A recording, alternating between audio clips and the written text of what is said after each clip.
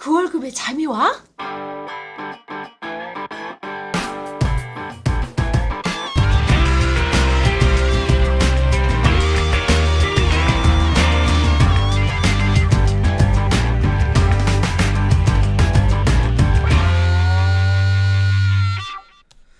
네, 안녕하세요. 그 월급에도 잠이 와야 하는 방송 머니스토리 TV 뭉치 양승민입니다. 반갑습니다. 예, 꼰대 김광주입니다. 안녕하세요. 반갑습니다. 예. 오늘 저희 방송하는 게 금요일 저녁이에요. 금요일 저녁. 보통 저희가 방송을 하면 보통 좀 시간 올리는 틈이 좀 있어요. 그래서 언제 올라갈지는 모르겠지만 금요일 밤이 되면 어때요? 저는 되게 설레는데 아직도 많이. 네. 금요일 밤, 내일 토요일에도 저도 제가 일을 해야 되기 때문에 별로 설레지가 않아요. 그래도 직장인이라면 이제 불토, 불타는 토요일, 금요일, 불금이라 부르죠. 그래서 이제 왠지 이제 특히 그 금요일은 그럴 건데 당연히 그러겠지만 이렇게 해 떨어지는 거 이런 걸 보면 네. 뭔가 내가 일이 마무리가 덜 됐든 어쨌든 이렇게 해를 바라보면 해 떨어지는 걸 보면 네. 좀 차분해지고 네. 뭔가 하든 했든 안 했든 왠지 정리하고 있다는 이런 느낌은 들어요. 정리하고 그죠? 있다. 네, 정리하고 있다. 그죠? 그렇습니다. 그리고 이제 금요일 저녁이니까 더 한 주가 이제 다 이렇게 정리되고 있구나 이런 느낌이 들어서 조금 긴장이 풀리죠. 그리고 또 저희 같은 경우는 이제 금요일이 물론 그 설레기도 하지만 또 다른 시작일 수도 있어요. 왜냐하면 보통 그 직장인들이 저희 쪽 상담을 많이 하러 오시는데 그분들은 시간이 평일 저녁에는 많이 있진 않고 주말에 시간이 많으시거든요. 주말에 많이 이제 상담을 하러 오십니다. 그렇기 때문에 또 저희는 금요일 저녁이 또 다른 시작일 수도 있는 거죠. 그렇죠. 참 그래도 할 건 해야 되니까. 오늘 우리가 이제 좀 지금 이야기하려고 하는 게 이게 간혹 이런 그 상담들이 있어요. 요거다가 이제 큰 맥에서는 좀 같이 하는 것이기도 한데 간혹 이제 상담을 받다 보면 네. 보통 자식들이 부모 재산에 대해서 이야기하기 상당히 좀 껄끄럽잖아요. 그렇죠. 오해받을 부모한테 그렇죠. 오해받을 이런 소지도 많고 정서상 네. 주로 이제 부모들이 뭐 토지 보상을 받았다든지 또는 뭐 기존에 가지고 있던 자산이 많다든지 네. 그랬을 때 그것을 적절하게 우리가 정려를 받는다든지 여러 가지 이제 세금적인 측면 또는 뭐 그 여러 가지 다른 여러 가지 측면들 상에서 사전에 그런 것들을 좀 계획적으로 이렇게 하면 좋은데 그것을 원어인 그죠? 부모가 먼저 이렇게 이야기해주지 않은 한 상당히 자식들이 그렇죠. 자기들 입장에서는 뭔가 좀 하면 좋겠는데 그게 또 돈의 욕심이 아니라 근데 어떻게 말도 할 수도 없고 그런 갈등들이 간혹 있는 상담을 간혹 해요. 하는데 오늘 주제는 어쨌든 이게 정려 문제 그죠? 네. 부모 참여. 세대 그죠? 부모 세대에서 자녀 세대 이게 집안의 돈 네. 집안의 돈 관계가 그동안 우리가 차명 이야기했는데 차명은 일반적으로 우리 집안 사람들 아닌 내 가족 아닌 전혀 생뚱맞는 다른 사람 명의로 뭔가 예금 이런 것들은 뭐가 조금 문제가 있겠다라는 일반적인 생각을 가졌는데 네. 이제는 어떻게 해요? 가족끼리도 문제가 될 수 있는 될 수 있다. 게 경우의 수가 생기는데 왜 그러냐면 법이 바뀌었어요. 그게 뭐냐면 법이 이제 바뀔 거예요, 정확하게. 바뀔 건데. 그죠? 이 금융실명제라는 게 있었어요. 저기 예전 이제 금융실명제가 어디죠? 이 김영삼 대통령 때 있었죠. 네. 그래서 실명으로 금융 거래를 해라 이렇게 얘기 나왔었는데 실명으로 거래를 하더라도 차명 계좌에 대해서는 그럼 크게 문제 삼지는 않았어요. 즉 다른 사람 명의로 거래를 하더라도 그에 대해서 합의가 있다면은 뭐 그에 대해서 우리가 가세 당국에서 뭐 구속력이 없었습니다. 그에 대해서는. 근데 이게 이제 문제가 된 게 뭐냐면 뭐 작년인가 계속 그 문제돼 왔던 건데 전두환 전 대통령 저는 잘 몰라요 그분. 그분이 이 차명 계좌를 이용해서 재산을 응리겠다는 그게 정황이 이제 탐지된 거죠. 즉 재산을 어디다 숨겼을까? 차명 계좌. 그렇게 하려 보니까 근데 차명 계좌가 불법이 아니에요. 그래서 지금 현재 이 법이 생기게 되었습니다. 즉 그게 뭐냐면 차명 계좌 금지법이라는 게 5월달에 이제 발의가 됐고요. 6월달부터 이제 실행이 될 예정입니다. 네. 아니 근데 그 사람은 대통령이나 했던 사람이 이유야를 불문하고 머리 쪽팔리게 돈을 자꾸 이렇게 숨겨놓고 참 좀 국민의 한 사람으로서 좀 그죠? 네, 참 창피하죠. 네. 대통령이나 됐는데 대통령이라도 했던 사람이 이거 참 자꾸 숨바꼭질을 하려고 좀 뭐 이번에 지난번에 많이 해결은 됐지만 야, 그렇게 억지로 그러는 게 참 국민 한때 그 사람의 어쨌든 그 사람 정치하에 국민이었던 사람의 한 사람으로서 네. 참 그러죠, 그죠? 예.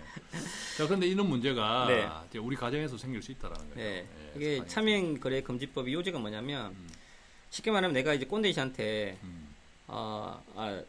일단 세금을 좀 줄이기 위해서 쉽게 말하면 금융소득종합과세, 즉 세금을 좀 줄이기 위해서 내 명의로 저축을 많이 하면 세금이 많이 나오니까 이 명의를 분산하는 거예요. 애들도 좀 하고 자식들도 좀 하고 그다음 직원들한테도 좀 해놓고 이제 그렇게 했던 거죠.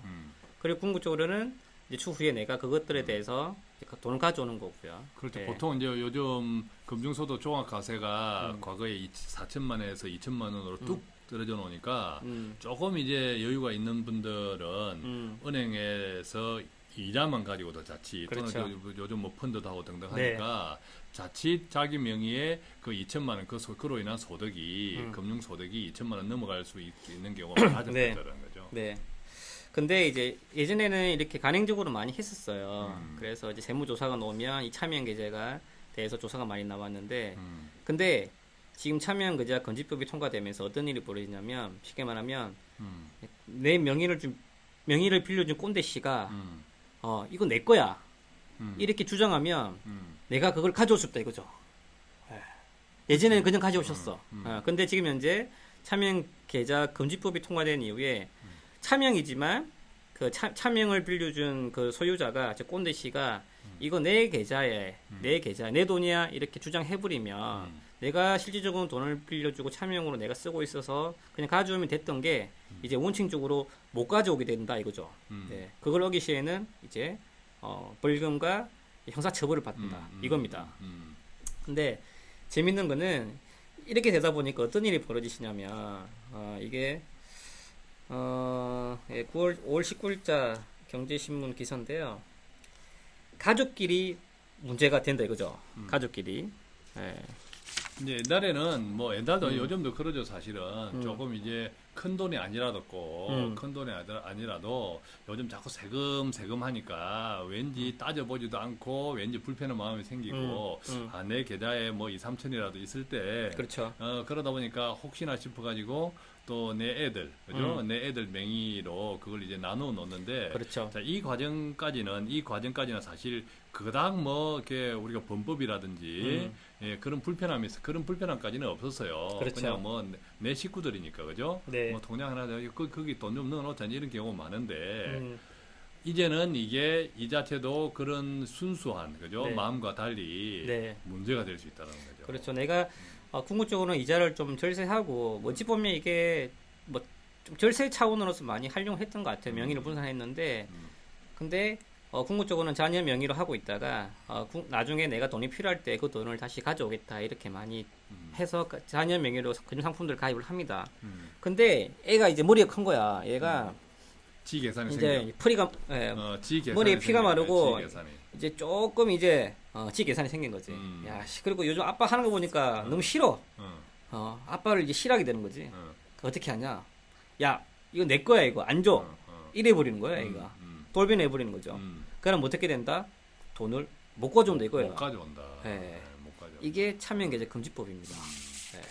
그러니까 이게 아들이 어느 때부터 법대로 해버리려고 생각하면 진짜 법대로 된다는 거지. 네. 그리고 또 다른 케이스는 뭐냐면 여기 기사에 나와 있는데 딸한테 돈을 준 거예요. 증여를 해서 세금도 내고 한 이제 2억 정도, 1, 2억 정도를 준 건데 목돈을 줬어요. 그 조건은 뭐냐면 부모를 부양하겠다. 그런 요소였는데 딸이 배난 거야. 남자친구를 잘못 사귀어서 딸이 배난 거야. 나는 부모를 부양 않겠다고 이렇게 오리발 내미는 거지. 예. 그러면 예전 같으면 그냥 돈을 회수하면 됐는데 회수하려 했는데 그게 안 된다 이거죠. 예. 이런 문제가 생기는 거죠. 예. 그래서 이게 11월 달부터 이제 통과가 되고 이제 실행이 될 겁니다. 그래서 지금 현재 뭐 금융권 이제 PB센터라든지 이제 VIP 를 대상하시는 영업점에서는 현재 자산가들이 굉장히 문의가 많이 오고 있답니다. 어떤 문의가 오냐면 그러면 어떻게 해야 되냐 이 문의겠죠. 그래서 그에 대한 솔루션은 뭐냐면 그 법이 시행되기 이전에 계좌를 다 바꿔놓는 거죠. 즉 차명으로 내 돈을 다른 친구한테 돈을 넣어줬었는데 그 돈을 가져오는 거죠. 네. 근데 어쨌든 이거 가져오는 과정이 순탄하지 못하면 복잡해지는 거지. 그렇죠. 물론 그 과정에서는 이제 내 거라 주장을 이게 소유가 내 거라는 것에 대한 증명이 된다면 이제 종합 가세 여부가 좀 판단될 거고요. 기존 거에 대해서. 그 다음에 이게 뭐 증여가 된다면은 증여세에 대한 부분이 이제 반영될 겁니다. 근데 중요한 거는 이거는 만약 국세청이 조사가 나왔을 경우에 그에 대해서 우리가 증빙하면 되는 거지. 만약에 조사가 안 나온다면 우리는 그에 대해서 소명할 의무가 없는 거죠. 그 말의 의미는 뭐냐면 자산가들은 좀 고민하시겠지만 자산가들이 아니라 일반적으로 우리 서민들도 이런 경우가 되게 많이 있으실 거거든요. 그럴 경우에는 그냥 빨리 미리 돈을 가져오라 이거죠. 네, 세금적인 부분에 대해서는 거의 고민 안 하셔도 된다 이거죠. 즉 11월이 지나시면 못 가져올 수도 있다 이겁니다. 그래서 굉장히 중요한 이슈 중에 하나예요 이게. 이런 생각 들어야 이제 아까 우리 뭉치 씨가 딸 이야기를 했지만 네. 부모 모시겠다고 돈을 증여를 받았는데 네. 나중에 이제 마음이 변해가지고 부모 모실 그 용돈도 안 주고 예, 이렇게 하는 경우가 앞으로는 아마 많아질 거예요. 그럴 것 같아요. 왜냐하면 딸이 변한 게 아니라 냉정하게 돈이 변한 거거든. 점점 그 앞으로 살아가기가 힘들어요. 그렇죠. 그죠? 예, 당신의 가나를 경영해야 하는 시대가 이 100세 시대거든. 그죠? 예, 돈을 계속 오랫동안 벌 보장은 없는데 그렇죠. 또 사람은 오래 살아야 되는 시대. 그러면 당연히 갭이 자꾸 벌어지죠. 그죠? 네. 필요한 돈과 내가 뭐 만들 수 있는 돈의 갭이 차이가 계속 벌어지죠. 근데 딸도 그러니까 이런 상황들이 계속 생길 수 있다는 거죠. 그래서 저는 사실은 좀 이런 말에서 우리가 이런 생각들을 좀 나누고 싶은데 이게 증여로 주든 뭐 이렇게 돈을 분산하는 차원에서 네네. 자녀들 통장을 이용하든지 간에 모르겠어요. 일단 돈이 빠져나가면 내 돈 아니라고 생각해야 돼. 네. 그죠? 네, 재채기하는 뭉치 씨. 네, 이 부분에서 뭔가 좀 마음이 걸리는 게 있는지 자, 바로 재채기 모션으로 들어갑니다. 네, 그래서 좀 굉장한 이게 이슈인 것 같아요. 그래서 우리가 증여가 네네. 지금 그 성인 자녀 증여 면제 금액이 올랐죠. 네, 넓어졌죠. 이제 3천만 원에서 5천만 원으로 인상됐고요. 네. 미성년자는 미성년자는 1,500만 원에서 2천만 원까지. 2천만 원으로. 네. 사전 증여를 할 수 있는 규모는 커졌다, 그죠? 예, 뭐 제한테는 그림의 떡이지만, 그죠? 제한테는. 네, 맞습니다. 그래서 좀 뭐 세금을 줄이기 위한다 아니면 탈세 목적으로 하시는 분들도 많이 있으셨겠지만 또 그런 분들을 잡기 위해서 이 법이 나왔어요. 개정안이 나왔는데, 근데 그런 의도와 상관없이 순수한 의도로 예를 들면 좀 가정적인 불화라든지 그런 이슈 때문에 내 돈에 대해서 상대방이 좀 몰랐으면 좋겠어라는 그런 비재무적인 부분도 있을 수 있거든요. 그런 부분들 때문에 돈을 임시로 다른 사람 명의로 넣어놨던 경우가 종종 있을 겁니다. 살다 보시면. 근데 그런 분들이 나중에 이걸 내 걸 가져와야 되는데 못 가져온다 이거죠. 왜냐하면 상대방이 마음이 변한 거야. 예, 그리고 중요한 건 이 법이 통과된 걸 알았어. 예. 그리고 중요한 거는 이런 기사들이 11월 달에 나오겠죠. 그럼 이거 내 거야. 이래버리면 끝나는 게임이에요. 예. 그럼 소송까지 가야 돼 우리는. 예. 자, 그래서 이제 이런 것들을 보면 네.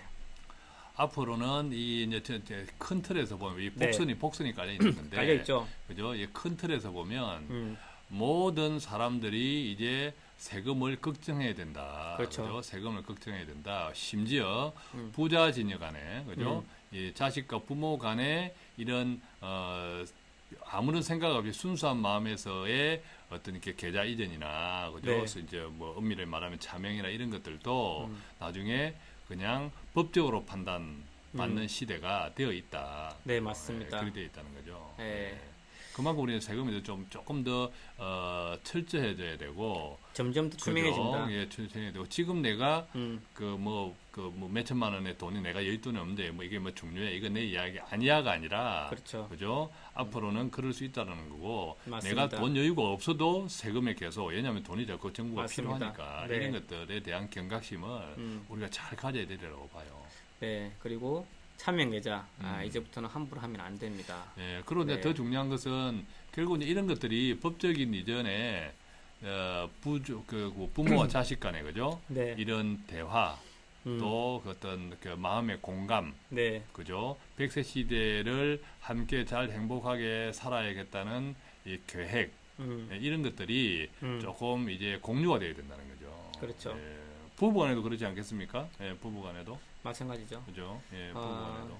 근데 부부간 얘기하니까 저는 최근에 이것 때문에 좀 많은 분쟁들이 있을 것 같아요. 특히 이제 좀 뭐 자산가들, 네. 자산가들은 특히 부부간의 갈등도 많이 발생되지 않을까. 그렇죠. 특히 예를 들면 우리가 이제 이웃나라 일본, 네. 일본 보면 소위 그 항온이온, 그죠? 네. 예, 항온이온, 그럼 그 단가이 세대, 뭐 그죠? 예, 네네. 그 우리나라 베이비붐 같으면 세대. 베이비부모 세대, 네. 그런 세대들이 일본은 이제 연금 제도가 좋았잖아요. 그렇죠. 종신 고용 등등 해가지고 그래서 애들 다 키우고 했을 때 이제 여자가 네. 남편한테 이혼을 선언해 버리는 거죠. 그렇죠. 예, 이런 것들이 상당히 많았는데 그때 네. 그런 나중에 노후 때 이혼 여자가 나에게 아내가 나에게 이혼을 요구할 것이다라는 생각 자체 상상조차 안 했다면 그렇죠. 그때 그것은 진짜 치명적인 거거든. 치명적인 맞습니다. 거거든, 그죠? 네. 예, 그러면 이게 우리가 돈을 불려가는 것도 좋지만 아내하고 남편하고 네. 어떤 이렇게 그저 삶을 삶을 진짜 잘 그 공유해 나가는 이런 훈련, 네. 그죠? 이런 그 학습, 그것도 대단히 중요하죠. 네, 맞습니다. 점차 이제 절세를 할 수 있는 과거의 관행처럼 해왔던 방법들이 이제 거의 다 힘들게 됐어요. 이제 차명까지 이게 이런 법이 통과된다면 뭐 명의분산 이런 거 이제 많이 힘들게 될 겁니다. 자, 그러면 실질적으로 내가 가지고 있는 만큼에 대한 세금이 이제 앞으로는 원칙대로 많이 부과될 예정인데 예. 이런 상황에서 우리가 반드시 고려해야 될 거는 이제 합법적인 비과세 상품들인 거죠. 합법적인 비과세 상품들. 근데 이걸 왜 말씀드리냐면 비과세 상품들이 이제 점차 사라지고 있어요.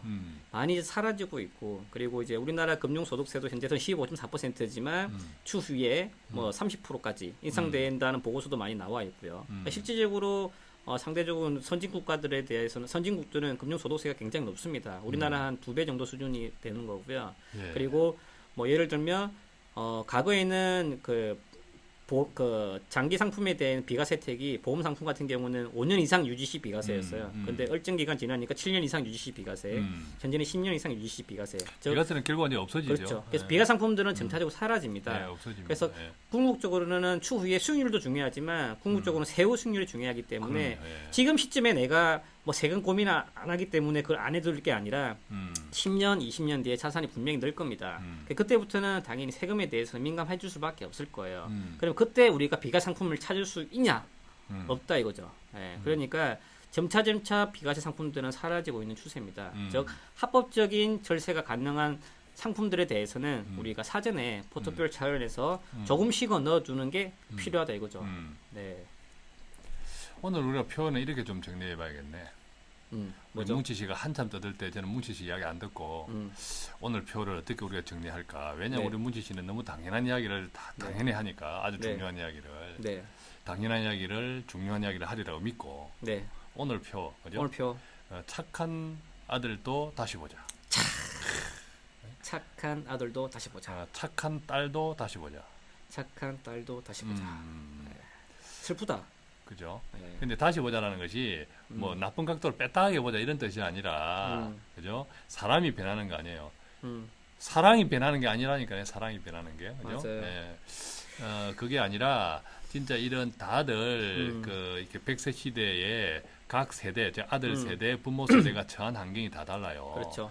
그 처한 환경이 달라지면 우리가 세대 갈등이라고 이야기하잖아요. 그죠? 맞아요. 예, 그런 것들이 세대 갈등이라는 것이 가정 밖에서만 일어나는 것이 아니라 그렇죠. 가정 안에서부터 출발하는 거예요. 그죠? 예, 그렇죠. 그렇기 때문에 착한 아들, 착한 딸, 심지어 착한 배우자마저도 다시 보자라는 의미는 그런 세대, 그런 시대로 가고 있다는 것을 인정을 하고 서로 서로 인정을 하고 서로 이 100세 시대, 우리 가족 모두의 100세 시대가 유쾌해질 수 있도록 네. 진짜 이런 재정 플랜들을 같이 의논해야 된다. 성인이 맞습니다. 된 아들, 자녀가 있다면 특히 그렇죠. 그죠? 성인 네. 자녀가 있다면 특히 같이 공감을 형성하고 맞아요. 같이 의논을 하자는 거예요. 맞아요. 예.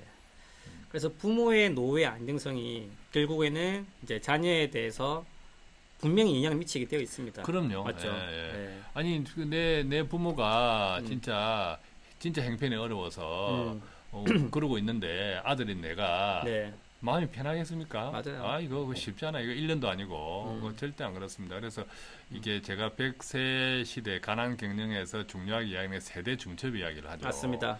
자칫하면 우리가 100세를 산다는 것은 자녀 세대, 나를 중심으로 내 자녀, 내 손자녀가 네, 맞습니다. 100세를 같이 살아가요. 네. 그러면 그 3세대 중에 어느 한 세대의 재정적인 리스크가 생기면 폭발하여 터지면 3세대, 3세대 네. 전체가 다 연쇄적으로 엮인다는 거죠. 반대로 위가 잘못돼서 아래로 인쇄적인 것도 있지만 그렇죠. 또 중요한 거는 또 밑에서 잘못돼서 위로 잘못 가는 경우도 좀 있고요. 예, 그렇습니다. 예. 그렇습니다.